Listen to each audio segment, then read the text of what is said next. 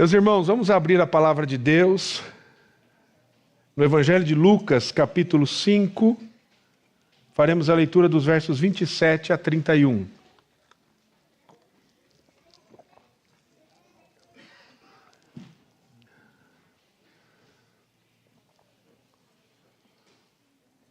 Lucas, capítulo 5, versos 27 a 32, perdão. Lucas, capítulo 5, 27 a 32. Assim nos diz a palavra do nosso Deus. Passadas estas coisas, viu um publicano chamado Levi, assentado na coletoria, e disse-lhe: segue-me. Ele se levantou e, deixando tudo, o seguiu. Então lhe ofereceu Levi um grande banquete em sua casa, e numerosos publicanos e outros estavam com eles à mesa. Os fariseus e seus escribas murmuravam contra os discípulos de Jesus, perguntando: por que comeis e bebeis com os publicanos e pecadores? Respondeu-lhes Jesus: os sãos não precisam de médico, e sim os doentes. Não vim chamar justos, e sim pecadores ao arrependimento. Vamos orar mais uma vez, meus irmãos. Obrigado, Senhor, pela Tua palavra, obrigado pela bênção de participarmos do culto público ao Senhor, com a nossa família da fé, com os irmãos em Cristo. E agora, Senhor, rogamos para que o Espírito Santo fale ao nosso coração e sejamos tocados e transformados pela Tua palavra. Deus, em nome de Jesus, que as palavras dos meus lábios, o meditar do meu coração, sejam agradáveis na Tua presença, meu Senhor, minha rocha, meu Redentor, amado da minha alma, em nome de Jesus. Amém. Sabe, meu irmão, existe uma tendência muito forte em cada um de nós. E esse é um problema de todos nós. Nós temos sempre a tendência de olhar para as outras pessoas e dizer assim: o problema nessa situação não é problema meu. E quando nós pensamos nisso, nós temos um sentimento de nos acharmos às vezes melhor do que os outros. Por isso que a gente diz que o problema não é nosso. Alguém errou comigo. E o que é isso? É a minha justiça própria dizendo assim: eu sou bom, eu sou melhor do que os meus filhos, eu sou melhor do que a minha esposa, eu sou melhor do que os irmãos da igreja, eu sou bom. Então veja, a justiça própria, ela nos faz pensar assim, a nossa própria justiça. E quando se trata de relacionamentos, a justiça própria, ela é arrogante. Ela é orgulhosa e ela se coloca numa posição de um status melhor do que os outros. E sempre vem aquela ideia assim: eu sei mais do que você sabe. E se fosse você uma pessoa tão teológica como eu sou, tão espiritual como eu sou, você seria melhor, mas você não é assim. Talvez você não manifeste esse tipo de pensamento às pessoas, mas quantas vezes você pensou no seu coração desse jeito? Sou mais crente que aquele irmão lá. Eu oro mais do que ele. Eu leio mais a Bíblia. Quantas vezes você leu a Bíblia na sua vida, irmão? Inteira? Acho que inteira? Umas 3 vezes. 3 vezes eu leio no ano. E aí você que nunca leu a Bíblia toda na vida, você fala assim: Jesus amado, então eu vou me esconder aqui, né? E talvez você chegue para os seus filhos e fala assim: eu não acredito que você fez uma coisa dessa. Na minha época isso não aconteceria. Ontem mesmo nós estávamos aqui num treinamento e nós fomos almoçar e os meninos estavam lá em casa e o Pedrinho estava lá com eles, né? E aí nós fomos, eu liguei para o Enzo e falei assim, desça até a esquina que o papai vai estar te esperando ali. E o Enzo já tem 12 anos, o Pedrinho tem 10, o Bernardo tem 9.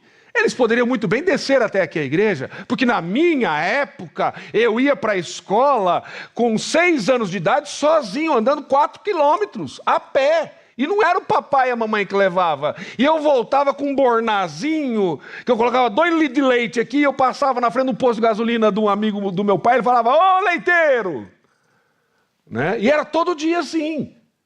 Então, na minha época, eu andava sozinho. Como assim você não vai andar sozinho em São Paulo?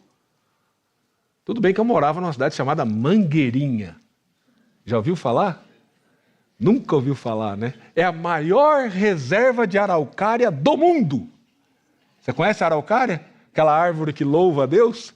É lá no sudoeste do Paraná, perto de Pato Branco. Você já ouviu falar, né, o paranaense, né? Nem os guarapuavanos conhecem Mangueirinha, porque é tão pequenininho, mas era lá que eu morava. E aí você diz assim, porque na minha época, ai, se eu falasse tal coisa. O que é que está por trás desta fala? Se não dizer assim, eu sou melhor que você, menino. Se eu olhasse assim para o meu pai e para minha mãe, ou seja, eu demonstro mais respeito, eu demonstro mais seriedade. E é interessante, queridos, que nós temos que ter cuidado com a nossa moralidade, com a nossa justiça própria, porque nós temos a tendência de termos essa ideia de que somos melhores do que os outros, porque a justiça própria, ela diz isso para nós. Eu não sou tão ruim assim. Talvez até você não diga que é melhor do que os outros, mas talvez você diga assim, eu não sou tão ruim assim. Eu não faria esse tipo de coisa. E a pergunta que eu faço para você, e eu tenho feito essa pergunta aqui várias vezes, e queridos, eu entendo isso e tenho feito essa pergunta várias vezes, sabe por quê? Porque este é um ponto que Deus tem trabalhado na minha vida contínua e constantemente. E eu volto a perguntar para você parar e pensar, quem é você? Quem você é? O que você pensa que você é? Eu já te fiz essa pergunta aqui em outras mensagens, e hoje eu volto a fazer essa pergunta. Por quê? Porque é muito importante você refletir sobre isso. Quem é você diante de Deus? Diante da sua família, da sua esposa, do seu esposo, dos seus filhos, da comunidade que o Senhor colocou você para viver. Quem é você?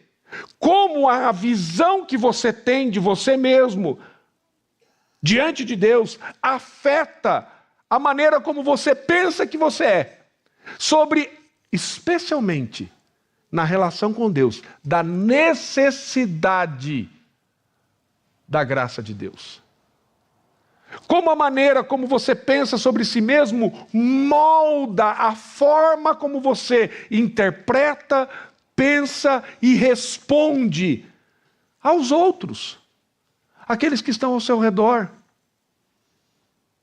Quantas vezes nós damos respostas espinhosas às pessoas que estão ao nosso lado porque nós nos achamos melhores do que eles? Porque eles não estão no padrão que nós chegamos. E aí eu pergunto, você tem a tendência de avaliar sua vida constantemente? Você sempre busca examinar o seu coração diante de Deus? Eu digo que isso é fundamental para a nossa vida, meus irmãos, nós estarmos sempre neste movimento incessante de conversa interna conosco, com Deus, ouvindo a palavra de Deus, que é espelho, que reflete quem nós somos, o Espírito Santo falando ao nosso coração, nos confrontando e percebendo o nosso pecado, para que nós andemos em novidade de vida. Agora, tome cuidado, porque eu e você somos muito habilidosos na nossa defesa diante do nosso pecado. A gente gosta de criar justificativas para dizer, não, não é bem assim. E aí eu já disse isso também certa vez, que é como se a gente criasse uma espécie de ética para justificar os nossos erros. Então tome muito cuidado com isso e seja muito sincero diante de Deus. Porque nós somos muito habilidosos em nos comparar com as outras pessoas. E nos avaliar de alguma maneira, de alguma forma, que não é o padrão de Deus, que é o padrão da nossa justiça própria. Por isso, meu querido, nós temos que entender que nós somos o que somos porque Deus tem trabalhado em nós. É a graça de Deus que se manifesta sobre a nossa vida. E é sobre isso que eu gostaria de falar nesta manhã. A graça soberana de Deus chamando pecadores. Chamando os pecadores. Veja comigo o texto bíblico que nós lemos. Nós estamos estudando e expondo o Evangelho de Lucas.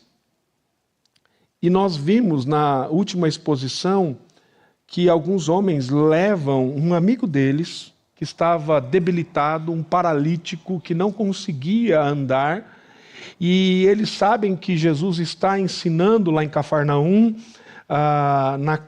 em uma casa, e eles então pegam esse rapaz, levam ele até lá, e nós vemos a surpreendente ação sobrenatural do Senhor Jesus, fazendo ali 3 milagres. Perdoando pecados, sondando o coração daqueles fariseus que ali estavam, e escribas, e também dizendo, levanta e anda. Mas nós percebemos que a maior necessidade daquele homem era a necessidade de salvação. E aí, então, agora nós chegamos ao texto que nós lemos, que diz que passadas estas coisas, saindo dali, de onde ele estava, ele viu um publicano chamado Levi, sentado na coletoria, e disse a ele, segue-me. Sabe o que aconteceu? Não é que o homem seguiu a Jesus? Ele levantou, largou tudo e foi atrás de Jesus. Se levantou, deixando tudo, seguiu. Então, o que Levi faz? Levi faz uma festa, chama Jesus, chama todos os seus amigos. E quem são os seus amigos? Publicanos, pecadores. Chama todos eles. E aí eles vão para este banquete. E é interessante que enquanto ele estava à mesa, Jesus estava à mesa, à casa de Levi, muitos amigos de Levi foram se juntando. E qual era o network de Levi? Né? Quem eram os amigos dele? Eram os colegas de trabalho? Eram as pessoas que andavam com ele? E todos estavam ali juntos. Só que estas pessoas, como estava dizendo as crianças, não eram pessoas bem vistas, especialmente pelos religiosos da época. Porque eles eram, e as pessoas não gostavam deles, porque eles eram corruptos, eram ladrões, homens de má índole, homens que roubavam as pessoas, que faziam o que era mal com as finanças dos outros, extorquindo o dinheiro deles.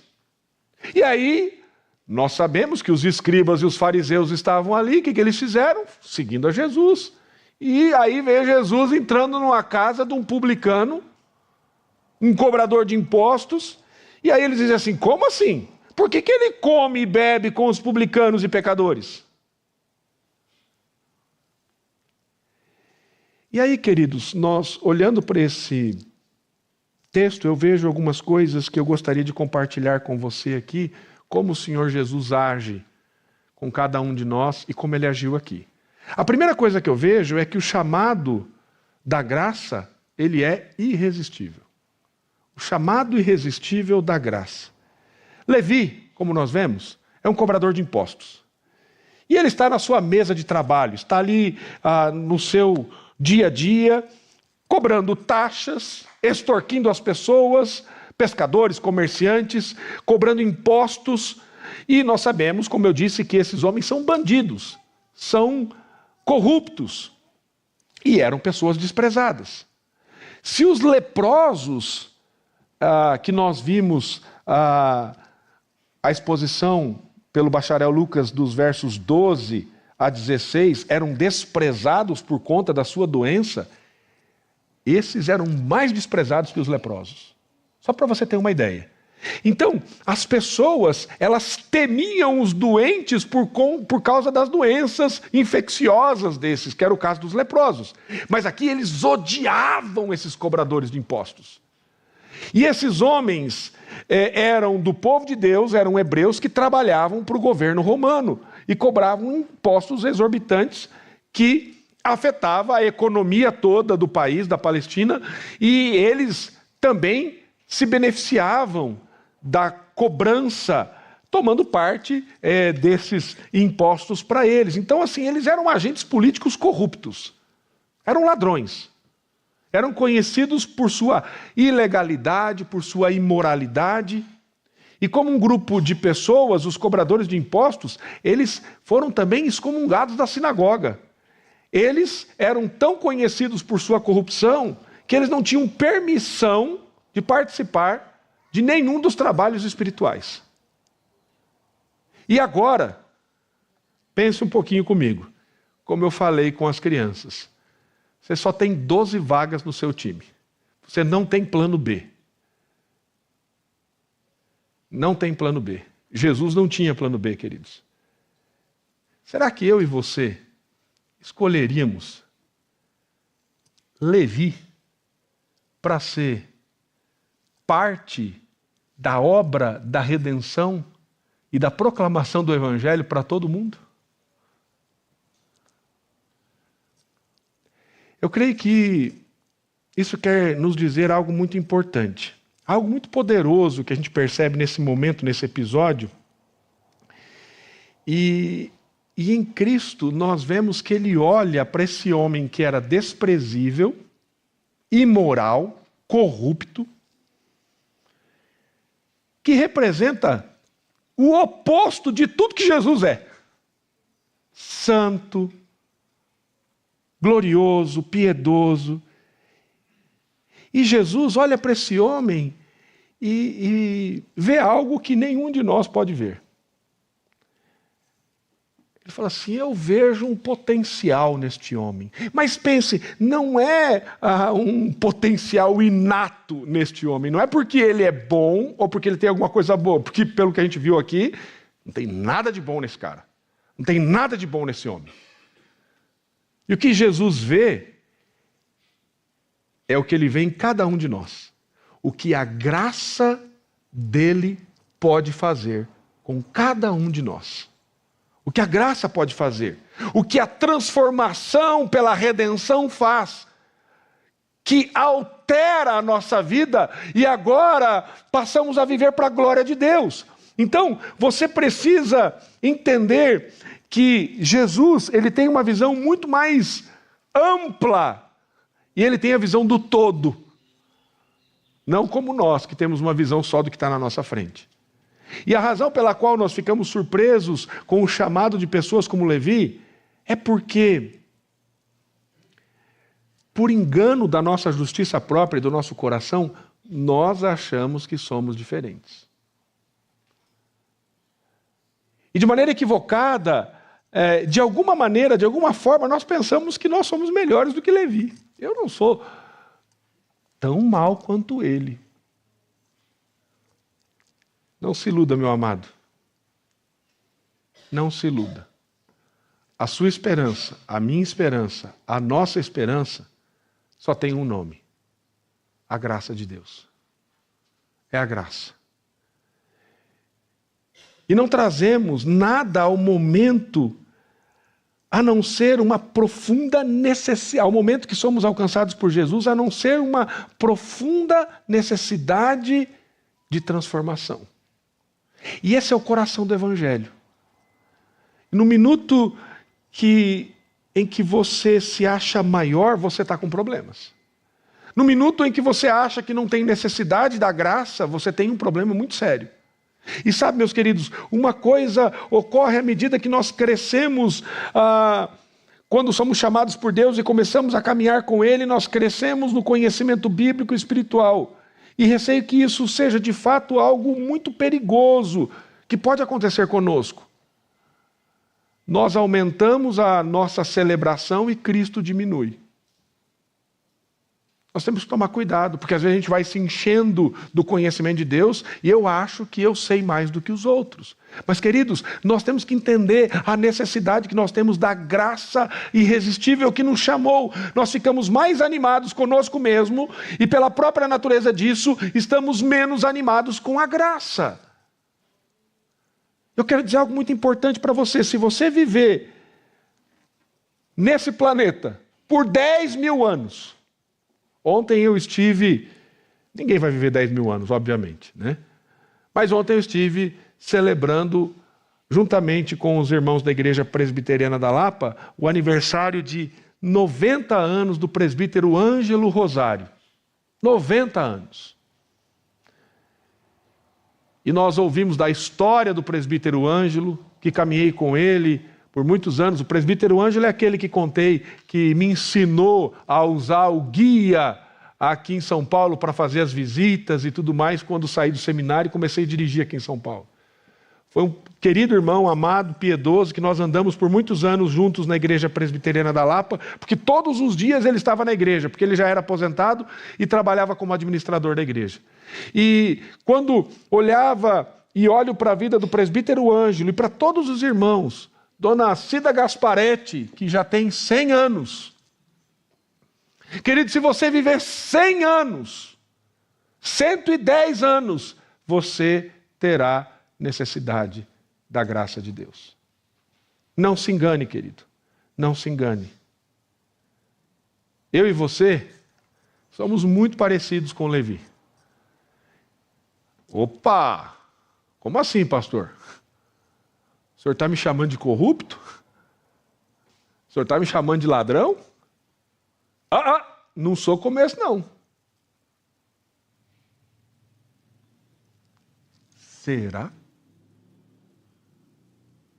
Será? Queridos, é impressionante que Deus tenha chamado qualquer um de nós. É impressionante que Deus tenha me chamado. É impressionante que Deus tenha chamado você. Sabe o que é isso? Isso é um milagre da graça de Deus. E agora é uma luta constante que nós temos para compreender essa verdade da graça, mas haverá um dia na eternidade em que nós não precisaremos mais lutar com isso e não teremos mais problemas em cantar hinos para sempre. E essa autoconfiança do pecado já não existirá mais. E nós vamos adorar a Deus constantemente. Mas ainda não estamos lá. Nós estamos aqui. Por isso eu preciso ser ciente dessa verdade. E é muito fácil pensarmos, agradeço a Deus por não ser como aquele homem, ou como aquela mulher, como aquele fulano. Essa é a tendência do meu coração. Essa é a tendência do seu coração, querido. Não se iluda. Não confie em você mesmo. Confie na graça redentora. Você não é melhor que a sua esposa. Você não é melhor que o seu esposo. Você não é melhor que os seus filhos. Querido, não olhe para o outro. Olhe para você. E saiba que Deus alcançou você apesar de você mesmo. Que Deus me alcançou apesar de mim mesmo. Então, é a graça de Deus que se manifesta nesse momento. Mas nós temos esse chamado da graça. Levi é um homem cujo estilo de vida não nos dá nenhuma dica de que ele teria algum interesse espiritual. Pela prática dele, pela maneira como ele vivia, pela forma como ele vivia, e aí nós vemos aqui em segundo lugar o chamado da graça. Primeiro, o chamado irresistível da graça. O segundo, o chamado dessa graça, o chamado para a graça. Levi não tinha indicações de dizer assim, ontem nós estávamos aqui no treinamento de evangelização e discipulado, eu disse para os irmãos, eu falei assim, olha, tem uma metodologia de um pessoal que trabalha com evangelização, que eles dizem que você tem o tipo do incrédulo A e o incrédulo B. O incrédulo A, aquela pessoa que não crê em Jesus, é aquele que você fala de Jesus, você fala das coisas de Deus, e ele diz assim, Ah, ok, legal, eu gostei disso. Pode orar por mim. Quem sabe um dia eu vou lá na sua igreja. Ele é uma pessoa que aceita você falar sobre Deus. O incrédulo tipo B é aquele que diz assim, não quero conversar sobre essas coisas. Você nem toca nesse assunto. Se você tocar nesse assunto, eu não converso com você, nós vamos virar inimigo. Ou seja, aquele indivíduo que não dá indício nenhum de que quer ter uma vida espiritual. Muito provavelmente, Levi, pelo seu comportamento, pela maneira como vivia, era um tipo de pessoa assim. Talvez nós nem pensássemos nesse tipo de pessoa para pregar o evangelho para ela. Falar assim, não, esse aqui eu nem vou, porque esse aí... E talvez você, no seu íntimo, já pensou assim, esse aí nem Deus salva. Eu confesso para você que várias vezes eu pensei isso do meu pai. Esse aí nem Deus salva. Mas não é que Deus salvou?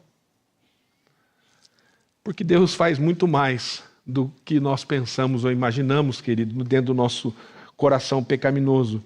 E aí, você talvez não pensaria assim, Jesus vai chamar Levi, vai chamar Mateus. E aí ele chama, e sabe o que acontece? Ele segue a Jesus. E você sabe por quê, querido, que ele segue a Jesus? Por causa da graça. É graça, queridos. A graça dá a esse homem agora capacidade para responder nesse momento. A graça é que abre os olhos, a graça é que move o coração, a graça é que muda a maneira de pensar e dá agora interesse pelas coisas de Deus. A graça muda os seus desejos, a graça muda os seus anseios, a graça muda a maneira de interpretar a realidade, o mundo e pensar. E sabe o que esse homem faz? Ele corre até Jesus. Porque é isso que a graça faz, e isso é maravilhoso, meus amados. Isso é maravilhoso. É isso que a graça faz comigo e com você. Ninguém jamais estaria aqui nesta manhã. Você não estaria aqui. Ninguém jamais escolheria passar um domingo pela manhã dessa maneira, se não fosse uma coisa chamada graça. Você não veio aqui porque a sua mulher veio para a igreja, você não veio aqui porque o seu marido veio para a igreja, você não veio aqui porque um amigo te chamou, você não veio aqui porque o seu filho te trouxe, ou os seus pais te trouxeram. Não, você veio aqui porque a graça de Deus trouxe você até aqui para você ouvir a mensagem do Evangelho. Você só está aqui porque Deus te trouxe aqui. Você só está aqui porque Deus te colocou neste lugar, querido. Vamos ser muito sinceros. Quanta coisa boa você podia fazer, na sua perspectiva, da sua justiça própria, num domingo de manhã? Fazer seus exercícios físicos, e correr, e jogar bola, jogar tênis, ficar dormindo, começar a preparar o churrasco de domingo, descansar, porque ninguém é de ferro. Mas o que você faz? Você levanta cedo e vem adorar ao Senhor. O que é isso, querido? Isso é um movimento da graça de Deus, que faz com que você esteja aqui. Essa é a nossa história, querido. E não é sobre ser inteligente, não é sobre ser santo, e não porque nós temos os desejos certos, não porque nós somos teologicamente corretos. Você e eu fomos resgatados pela graça divina. Por isso nós devemos adorar a Deus. É apenas a graça que fez com que um homem como eu fosse capaz de estar aqui para ministrar o coração dos irmãos. E sabe, querido, eu e você fomos resgatados pela graça, fomos chamados pela graça, e tudo que nós fazemos hoje é a graça de Deus agindo em nós. É um presente de Deus, é a verdade de Deus, é aquilo que... E aí, quando você vai lá para a carta do apóstolo Paulo a Tito, ele diz que esta graça de Deus que se manifesta na nossa vida, ela é a pedagógica, ela nos ensina. E aí, somos capacitados, E nós viramos, sabe o quê? Instrumentos nas mãos do Senhor. Você agora se torna alguém precioso para a obra do Senhor. Então, quando o Senhor nos escolhe para estar no seu time, não é porque nós temos mérito, não é porque somos bons, é porque a graça transforma a nossa vida. Pela graça agora nós somos úteis no reino de Deus. No grande plano da história da redenção, nós estamos fazendo parte disso. Então a graça arranca esse homem do seu estado de cobrador de impostos e o leva a seguir a Jesus para ser aquele que será um proclamador dessa mensagem. E aí nós percebemos que quando este homem, ele se levanta, deixa tudo que está ali e segue a Jesus, nós vemos que esse homem, ele quer glorificar a Deus, ele quer agradecer a Deus. E dentro ali, daquele momento do seu pensamento, o que ele faz? Eu vou fazer um banquete. E eu vou chamar todo mundo que eu conheço para vir aqui ouvir desse homem. E aí, nós vemos nos versos 29 a 32 que Levi ofereceu um grande banquete e ele proporciona que os seus amigos, que são como ele, talvez por nós inelegíveis, mas se tornam elegíveis para Cristo, para que sejam alcançados pela graça. Então o que Levi faz? Ele traz Cristo para a sua casa. Eu quero dizer a você, querido, que talvez numa noite normal da vida de Levi, acho que ele não levaria Jesus para a casa dele, para suas festas, para suas programações.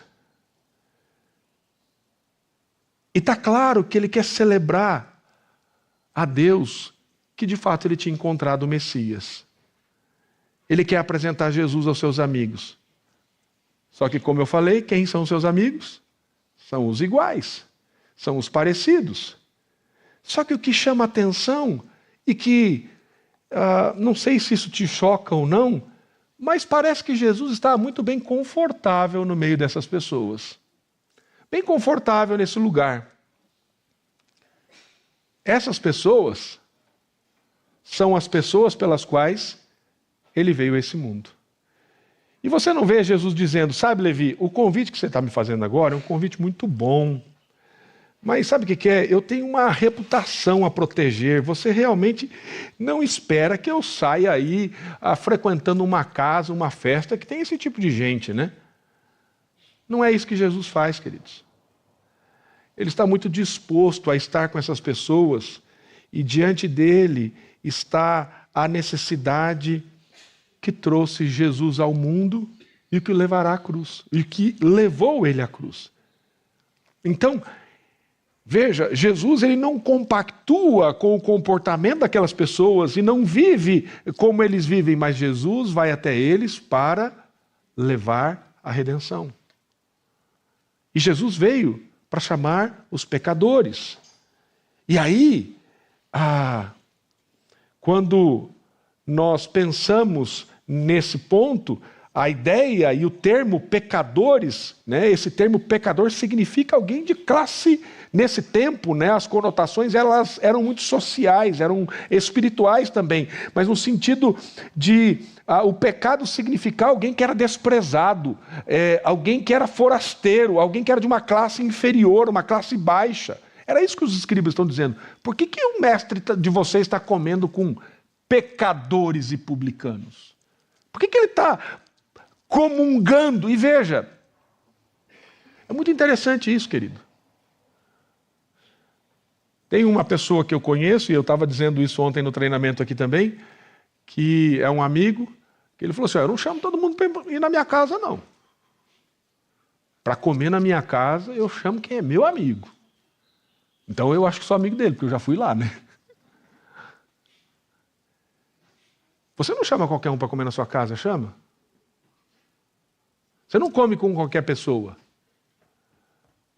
E o que Jesus está fazendo aqui é estar com eles. E aí, eles fazem essa pergunta, por que ele come com publicanos e pecadores? E eu acho que essa é uma das perguntas mais arrogantes feitas a Jesus. Porque a única maneira de você fazer essa pergunta, porque ele come com pecadores, é que você conclui que você não é um deles. Que você não é pecador.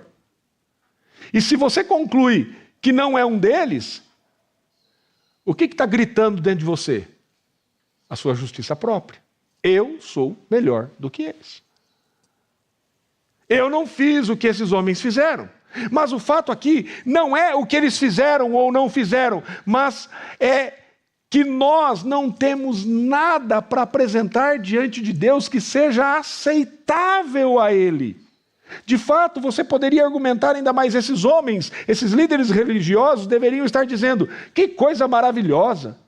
É para isso que o Messias veio a esse mundo, chamar os perdidos da casa de Israel, trazer de volta, mostrar que Ele é a luz do mundo, que Ele é o pão da vida, que Ele vai dar vista aos cegos, que Ele vai ressuscitar mortos. Que coisa maravilhosa, que coisa linda! Ele vai salvar essas pessoas, vai redimir. Este é o Messias.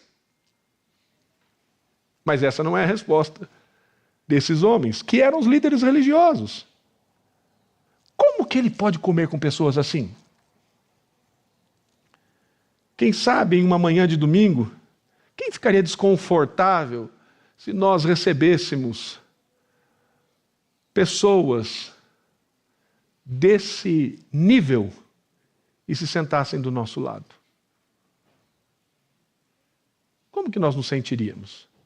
Você sabendo que alguém corrupto, ladrão, notoriamente conhecido, sentasse do seu lado, você ia mudar de lugar? Você ia ficar ofendido e ir embora? Seja honesto, querido. Que classe de pessoa você prefere não ver salva e vir para a nossa igreja? E aqui nós temos uma questão muito importante a ser considerada. Ele come com pecadores. Agora pense sobre isso. Se Jesus não comesse com pecadores, ele estaria comendo sozinho. Porque há apenas, nesse momento, 2 tipos de pessoas nessa casa. Jesus e os pecadores. Porque todos pecaram e carecem da glória de Deus. Agora pense comigo. Essa é uma irracionalidade da nossa justiça própria. Achar que nós não somos pecadores. E é impressionante, queridos, a cegueira desses homens e que, de fato, eles possam realmente dizer isso. Meus irmãos, a justiça própria é o principal inimigo da obra de Deus. Ela vai esmagar a sua busca e a sua celebração da graça de Deus. Ela vai anular e ela vai afogar, ela vai querer aniquilar cada vez mais o desejo de Deus e de compreender a necessidade que você tem de Deus. Sabe por quê? Porque ela vai dizer assim, você não é tão mal assim. Você não é como Levi. Você não é como aqueles ladrões e corruptos. Você é melhor. Agora, querido, se você não tem a consciência de que você é pecador, você não estará nem um pouquinho animado, empolgado com a mensagem da redenção, com a mensagem da cruz, de que Jesus veio a este mundo para salvar você, para redimir você, que Ele viveu uma vida perfeita por você, para você, que Ele suportou a cruz por sua causa, que Ele comprou a sua aceitação, que Ele ressuscitou conquistando a morte e que Ele lhe deu vida e vida abundante. Querido, você só vai entender isso tudo, isso só vai fazer sentido para você se você entender que você tem necessidade da graça do Senhor. Mas se você acha que não é pecador, que isso não é interessante para você, a justiça própria também esmaga essa necessidade que nós temos de proclamar o Evangelho. Porque se eu achar que eu não sou pecador, por que eu vou querer proclamar o Evangelho para outras pessoas? Se isso não é empolgante para mim, se isso não é animador para mim, Por que eu vou compartilhar esse evangelho? Ninguém dá a graça melhor do que uma pessoa que está profundamente convencida que precisa da graça. Se você tem a certeza e a convicção de que você precisa da graça de Deus, querido, se você entende que Deus transformou a sua vida pela graça, não por mérito nenhum, sabe o que você vai fazer? Você vai compartilhar do evangelho para as pessoas com quem não conhecem a Jesus, que não conhecem a Jesus ainda. Você vai falar desse amor, e é essa a resposta que Jesus dá, porque nós temos que entender que o senso da nossa necessidade pessoal, ela vai nos impulsionar na proclamação do evangelho. E Jesus, ele diz isso: os que estão bem não precisam de médico, mas aqueles que estão doentes. Eu não vim chamar justos, mas eu vim chamar pecadores. Jesus está dizendo: a minha mensagem é uma mensagem de esperança, de vida para pecadores.